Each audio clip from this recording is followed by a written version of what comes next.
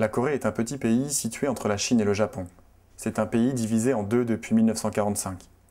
Tandis que la Corée du Nord fait 120 000 km², la Corée du Sud fait à peine 100 000 km², c'est-à-dire à peu près la superficie de la Bretagne et de la Normandie réunies.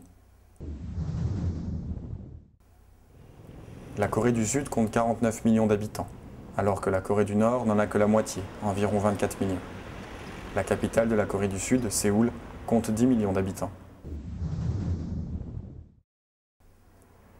Durant une longue période de son histoire, la Corée a été vassale de la Chine, puis de 1910 à 1945, elle a été une colonie du Japon.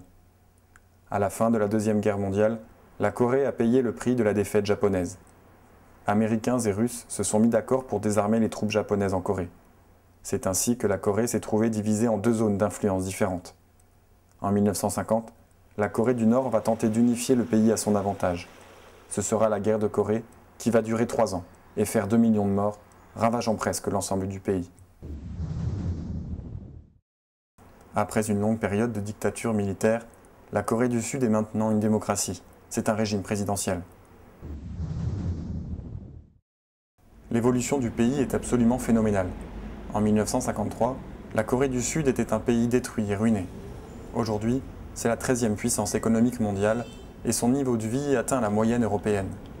Son développement est dû d'abord à l'intelligence de ce peuple, à son courage et à son abnégation, et aussi au fait qu'il ait beaucoup misé sur l'éducation. On compte 45% de bouddhistes en Corée du Sud. Une minorité de musulmans est également présente sur le territoire. Pour ce qui est du christianisme, on compte 30% de fidèles, catholiques et protestants confondus.